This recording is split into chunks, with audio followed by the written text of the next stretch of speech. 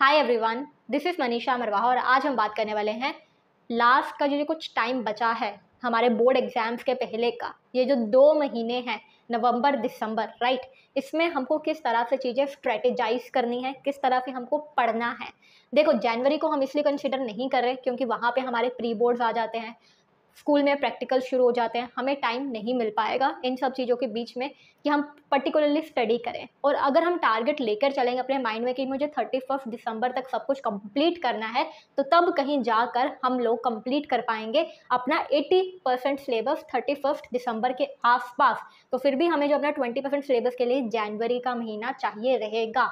Okay, तो आज की वीडियो में जो भी मैं आपको टिप्स बताने वाली हूँ या जो भी चीज़ें हम आज डिस्कस करेंगे, अगर आप उस एक एक चीज़ को ढंग से नियम बनाकर फॉलो कर लो तो आपको अच्छे नंबर लेकर आने से कोई भी रोक नहीं सकता।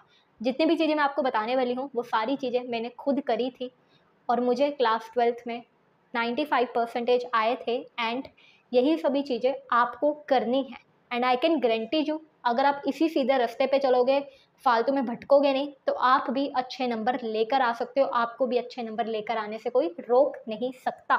ओके, तो सबसे पहली चीज़ कि हमारा माइंडसेट क्लियर होना चाहिए कि भाई मुझे करना है, राइट। और वो तब होगा जब हमें अर्जेंसी पता लगेगी कि भाई टाइम एक्चुअल में निकल रहा है। सबसे पहला तो हमारी जो बेसिक बुक है ना, that is NCERT for class 12th board. NCERT is sufficient, right, for theory. तो आपको एनसीईआरटी या फिर अगर आप रेफरेंस बुक कोई फॉलो कर रहे हो शुरू से, राइट, कोई तो कर ही रहे होगे जिससे आप डेरिवेशंस कर रहे होंगे, जिससे आप थ्योरी जो है इजी लैंग्वेज में देख रहे होंगे, तो बस इन्हीं 2 चीज़ों को फॉलो करो। इसके बाद कहीं पर मत जाओ। अगर कोई बच्चा कोई रेफरेंस नहीं फॉलो कर रहा तो एंड मोमेंट पे कुछ मत उठाना, ठीक है। बाकी जो आपका बेस्ट कॉम्बिनेशन है एनसीईआरटी प्लस रेफरेंस, या फिर आप एनसीईआरटी प्लस सैम्पल पेपर भी ले सकते हो। ओके, इन 2 पे पकड़ बना लो। सबसे पहले आपकी जो बेसिक चीज़ें हैं वो एकदम क्लियर होनी चाहिए। हम कब मानते हैं कि भाई हमें एनसीईआरटी अच्छी तरह से आती है? जब मुझे पता है कि मेरी जो टॉप डेरिवेशंस है ना फिजिक्स की, वो मुझे ढंग से आती हैं। मुझे पता है ये मेरे 40-50 डेरिवेशन है पूरे फिजिक्स के सिलेबस में, और इस डेरिवेशन को अगर मैं बीच में कोई एक स्टेप भूल भी जाती हूँ ना, तो मैं उसको उल्टा शुरुआत कर दूंगी। उसका जो एंड फॉर्मूला रिजल्ट है ना, वहाँ से स्टार्ट कर लूँगी और मैं फिर भी जो बीच वाला स्टेप होगा ना उसको कर लूँगी। मतलब कि हम अटकेंगे नहीं बीच में। तो तब हम मानते हैं कि भाई ये चीज़ अच्छी तरह से आती है। मेरे जो केमिस्ट्री के रिएक्शंस है, जो टॉप 30-40 रिएक्शंस है ऑर्गेनिक की, वो मुझे एकदम अच्छी तरह से आती होनी चाहिए। मुझे पता होना चाहिए कि इसका एंड प्रोडक्ट क्या बनना है। मुझे इसका एक एक स्टेप पता होना चाहिए कि यहाँ पे ये चीज़ है, यहाँ पे ये चीज़ है। अगर एक स्टेप बीच में नहीं भी याद आएगा ना, तो हम नीचे से उल्टा शुरू कर देंगे कि नीचे का तो पता है ना, चल वहाँ से उल्टा चैन बना के बीच में आएंगे। इस तरह से हम मानते हैं कि हमें ये चीज़ अच्छी तरह से आती है, और तब मैं कह सकती हूँ कि आपके आएंगे 95, 98, 92%। ओके, सेकेंड, फिर हमारे पास आता है कि हमें एनसीईआरटी, साथ में थ्योरी, और साथ में आप शॉर्ट समरी बना कर चलो, शॉर्ट नोट्स बना के चलो। नोट्स से मेरा मतलब ये नहीं है कि बहुत ज़्यादा सुंदर सुंदर अच्छे अच्छे हैंड राइटिंग में आपके नोट्स होने चाहिए। नो, नोट से मतलब ये है कि आप जो भी पढ़ रहे हैं, चाहे आप ऑनलाइन मटेरियल ही क्यों ना यूज़ कर रहे हो, बट आपके पास अपने पेजेस ज़रूर होने चाहिए जहाँ पर आप प्रैक्टिस कर रहे हो। प्रैक्टिस के लिए जो आपके पेजेस हैं ना, वो चाहे आप रफ वाले यूज़ करो, चाहे रफ में ही करो आप प्रैक्टिस, बट उसको ना थोड़ा खुला खुला करो, क्योंकि कल को जब आप रिवाइज करोगे ना, यही पेजेस आपके काम आएंगे। आप बार बार ऑनलाइन या फिर बुक स्टडी मटेरियल नहीं पढ़ पाएंगे पूरा पूरा। तब ये जो शॉर्ट समरी नोट्स यहाँ पे हमने प्रैक्टिस करा होगा, यही नोट्स आपके काम आने वाले हैं। तो इस तरह से आप प्रैक्टिस नोट्स बना सकते हैं जो आपको हेल्प करेगा, और यहीं पर आप बार बार रिवीजन कर लोगे, ये नोट्स आपके अपने आप तैयार हो जाएंगे, आपको कोई भी एक्स्ट्रा एफर्ट्स नहीं करना पड़ेगा। फिर हम बात कर लेते हैं कि जो हमारा कॉन्सेप्ट है ना, वो एकदम क्रिस्टल क्लियर होना चाहिए। अभी हमको पता है बोर्ड एग्जाम्स में कॉम्पिटेंसी बेस्ड क्वेश्चन आने वाले हैं।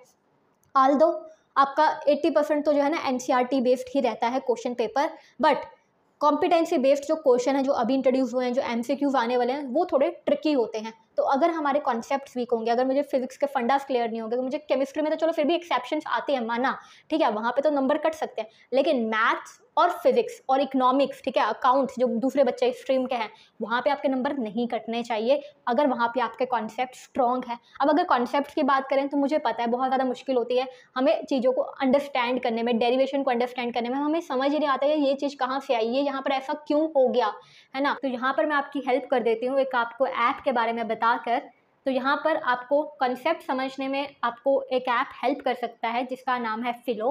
तो फिलो पर आपको कोई भी अगर कॉन्सेप्ट समझ नहीं आ रहा या किसी भी टॉपिक में दिक्कत आ रही है तो आप यहाँ पर इस ऐप पर उस कॉन्सेप्ट को पूछ सकते हैं। तो यहाँ पर आप 1-on-1 जो आपके ट्यूटर हैं उनसे समझ सकते हैं, एकदम एक्सपर्ट ट्यूटर्स हैं जो आपको समझाएंगे एंड विदिन 60 सेकेंड्स आप उनसे कनेक्ट कर सकते हैं।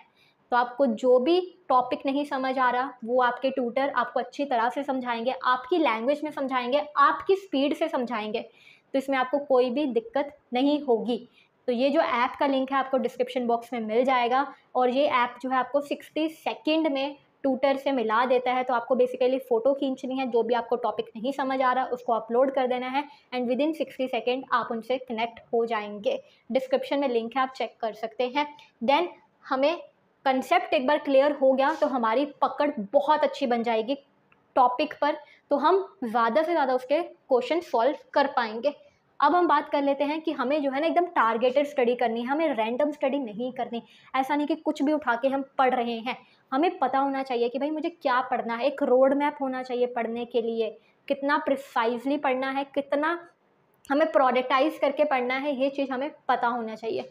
तो आपका एक स्टडी क्या कहते हैं स्ट्रक्चर होना चाहिए कि अगर मुझे पता होना चाहिए कि ये मैंने चीज़ें डन कर ली हैं और ये चीज़ें मेरी अभी पेंडिंग पड़ी हैं। डन में अगर मैंने चैप्टर 1 अच्छी तरह से कर लिया है, बट चैप्टर 1 की जो अभी ना एक्सरसाइज के ये जो क्वेश्चन पेंडिंग पड़े जो मैंने स्टार करे हैं, या ये जो क्वेश्चन मेरे अभी वीक है, इनको मुझे स्ट्रॉन्ग बनाना है। चैप्टर 2 यार मैंने पूरा तो कर लिया, थ्योरी भी कर ली, बट अभी न्यूमेरिकल वाला पार्ट छोड़ा है। तो जब मुझे पता रहेगा ना कि मैंने क्या क्या कर लिया है और क्या क्या मेरी अभी वीकनेसेस है, क्या क्या पेंडिंग है, तो मुझे पता रहेगा कि जब मुझे पढ़ने बैठना है ना, अगर मुझे शाम को 6 बजे अंदर पढ़ने का मन इतना नहीं कर रहा होता तो उस समय मैं न्यूमेरिकल्स उठाऊंगी, क्योंकि न्यूमेरिकल्स में ज़्यादा आपको सोचना नहीं पड़ता, आप करना शुरू करेंगे अपना मन लग ही जाएगा, राइट।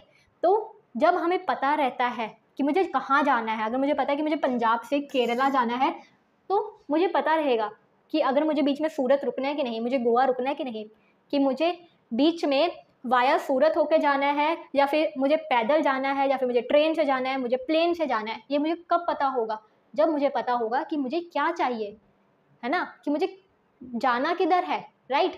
अगर आपको पता रहेगा कि मेरे को ये चैप्टर करना है तो इसमें ये चीज़ें पेंडिंग है, तो आप अपने लिए बेस्ट रोड मैप बना लोगे, आप अपने आप स्ट्रेटेजाइज कर लोगे कि इस समय मुझे ये चीज़ पढ़नी चाहिए। सुबह उठ के ना कॉन्सेप्ट पढ़ेंगे क्योंकि एकदम फ्रेश माइंड होता है, दोपहर को ना या न्यूमेरिकल लगा लेंगे, बोरिंग सा होता है, नींद आ रही होती है। तो आपसे बेहतर आपको कोई नहीं जानता, तो आपसे बेहतर आपके लिए शेड्यूल भी कोई नहीं बना सकता, राइट। आपको पता है आपने कितना पढ़ लिया है, आपको पता है आपका कितना पेंडिंग है, आपको पता है कि कौन सा सब्जेक्ट आपका स्ट्रेंथ है, कौन से सब्जेक्ट में आपकी वीकनेस है। तो अपने लिए एक शेड्यूल स्ट्रेटेजाइज करो। अगर आपसे नहीं बन पाता तो आप मुझे नीचे कमेंट करके बता दो, मैं आपके लिए बना दूंगी, राइट। तो जिससे आप फॉलो करके अच्छे नंबर लेकर आ सकोगे। अब बात कर लेते हैं कि हमारा जो 80 से 85% तो ना भाई आपकी एनसीईआरटी से ही आने वाला है। तो एनसीईआरटी तो आपकी जुबान पर रट जानी चाहिए, ठीक है। तो एनसीईआरटी के न्यूमेरिकल्स, एनसीईआरटी के इंटेक्स क्वेश्चन, एनसीईआरटी के बैक एक्सरसाइज, एनसीईआरटी का सब कुछ एक एक पन्ने पे कौन कौन सी रिएक्शंस दे रखी हैं, कौन कौन सी डेरिवेशंस है, कौन कौन से वो जो बॉक्सेस में आपको येलो बॉक्सेस में थोड़ी इन्फॉर्मेशन दे रखी होती है उसमें क्या बता रखा है। एनसीईआरटी के न्यूमेरिकल्स डायरेक्ट आ जाते हैं या फिर उसकी फिगर्स को बस उठा के चेंज कर दिया जाता है, 2 ओम की जगह 5 ओम कर दिया जाएगा, राइट। तो 80 से 85% तो आपके यहीं पर पक्की होगी अगर आपने एनसीईआरटी को ढंग से कर लिया, राइट। फिर बात कर लेते हैं, अगर आपने एनसीईआरटी के साथ एग्जाम्पलर मिला दिया, राइट। एग्जाम्पलर क्या होती है, एक छोटी सी बुक होती है जो आपको एनसीईआरटी की वेबसाइट पर मिल जाएगी। इस बुक में बहुत अच्छे क्वेश्चंस होते हैं। बेसिकली अगर आप कॉम्पिटेंसी बेस्ड की लेकर चलो, ठीक है, या अगर आप न्यूमेरिकल टफ बेस पे लेकर चलो तो आपकी बुक ये इसमें बहुत ज़्यादा हेल्प करती है एग्जाम्पलर वाली। इसमें काफ़ी अच्छे टफ लेवल के क्वेश्चंस होते हैं, तो ये आपको हेल्प करता है और मार्क्स को ऊपर लेकर जाने के लिए। और साथ में अगर हमने प्रीवियस ईयर पेपर मिला दिए, ठीक है, कितने ईयर्स के, लास्ट 5 ईयर्स के, then nobody can stop you to score above 90, right. अब 90 से ऊपर आपको लाने के लिए कोई नहीं रोक सकता। यहाँ पर आपकी श्रद्धा मैटर करेगी कि आप कितनी लगन से, कितना टाइम, कितनी प्रैक्टिस बिना बोर होके दे रहे हो, तो उससे आपकी परसेंटेज ऊपर चलती जाएगी, राइट। बाकी ये सब चीज़ें अगर आपने कर ली, लास्ट प्रीवियस 5 ईयर्स के सैम्पल पेपर नहीं, sorry, previous year, right. Sample paper की बात नहीं हो रही है, आपको सीबीएसई की वेबसाइट से मिल जाएंगे जो सैम्पल पेपर है, ठीक है, वो अलग चीज़ है, ठीक है।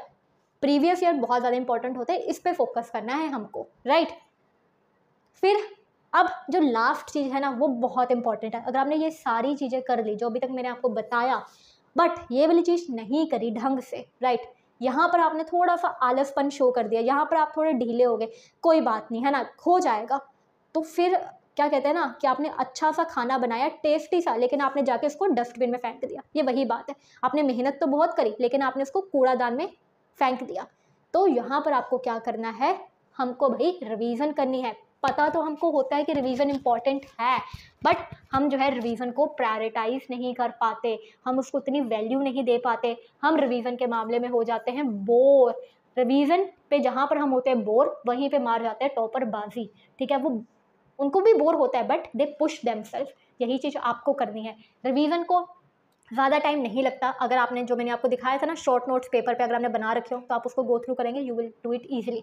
और रिवीजन का मतलब होता है प्रैक्टिस, सिर्फ और सिर्फ देखना नहीं। क्योंकि अगर आप केमिस्ट्री की रिएक्शंस करें you have to write it down. ठीक है, अगर आप वहाँ पे मैकेनिज्म सॉल्व करें you have to write it down. अगर आप डेरिवेशन करें तो वो भी ऑरली नहीं होगी, आपको लिखना पड़ेगा। मैथ्स के फॉर्मूले ऑरली नहीं होंगे, लिखने पड़ेंगे, तो हाथ को कष्ट देना पड़ेगा। अब ये मैं आपको वीडियो को एंड मैसेज देने वाली हूँ, ठीक है, कि आप पे डिपेंड करता है कि आपको चिंटू बनना है कि पिंटू बनना है। ओके, तो बेसिकली चिंटू हमारा वो बच्चा था जिसने बहुत सारी बुक्स फॉलो करी, बड़ी हाई लेवल की बुक्स फॉलो करी, अलग अलग ट्यूशन्स पढ़ी, ठीक है, और बट ना ज़्यादा नहीं कुछ करा, ज़्यादा फोकस नहीं करा जिन चीज़ों पे करना चाहिए था। एनसीईआरटी पे ज़्यादा ध्यान नहीं दिया, ज़्यादा हाई लेवल पे फोकस करा, ठीक है। बट जो हमारा पिंटू था ना वो लिमिटेड रहा, उसने टारगेटेड स्टडी करी, उसने टू द पॉइंट स्टडी करी। ओके, जिसकी वजह से ना ये जो पिंटू है ना ये बाजी मार गया, राइट। ये ले गया अपनी क्लास में 97%। तो आप देख लेना कि आप ये गलती तो नहीं कर रहे, कहीं आप हाई लेवल की बुक्स, टू मैनी ट्यूशन्स, अलग अलग बेस्ट बुक्स के पीछे भाग रहे हो, जिसकी वजह से आप जो आपकी बेसिक एनसीईआरटी है उसको आप बार बार रिवीजन और प्रैक्टिस नहीं कर पा रहे। इसी की वजह से बहुत सारे बच्चे पीछे रह जाते हैं। तो अगर आप बोर्ड्स के लिए प्रिपेयर कर रहे हो तो ये जो मैंने आपको चीज़ें बताई ये आपके लिए मोर देन सफिशेंट है अच्छे नंबर लेकर आने के लिए। हाई लेवल की जो ये चीज़ें हैं, ठीक है, ये आपको ऑब्वियसली ऑफकोर्स हेल्प करेंगे आपके कॉम्पिटिटिव एग्जाम में। बट अगेन आपको पता होना चाहिए कि आपको क्या चाहिए। अगर आपकी प्रायोरिटी पिंटू वाली है गो फॉर इट, अगर आपकी प्रायोरिटी चिंटू वाली है तो गो फॉर चिंटू। ओके, तो कुछ भी गलत नहीं है, बट बोर्ड्स के लिए आपके लिए यही रिक्वायरमेंट है। तो आज की वीडियो को हम यहीं पर एंड करते हैं। और आपको कोई भी डाउट हो, कोई भी दिक्कत हो तो आप मेरे से पूछ सकते हैं, नीचे कमेंट कर देना। अगर आपका मोराल डाउन जाता है कि आपको लगता है कि नहीं मन नहीं कर रहा या डाउन फील कर रहे हैं, मुझे कमेंट कर देना। मैं जल्दी से जल्दी आपके लिए एक वीडियो ले आऊँगी। Your Manisha didi is always with you. Okay, so okay, bye, take care.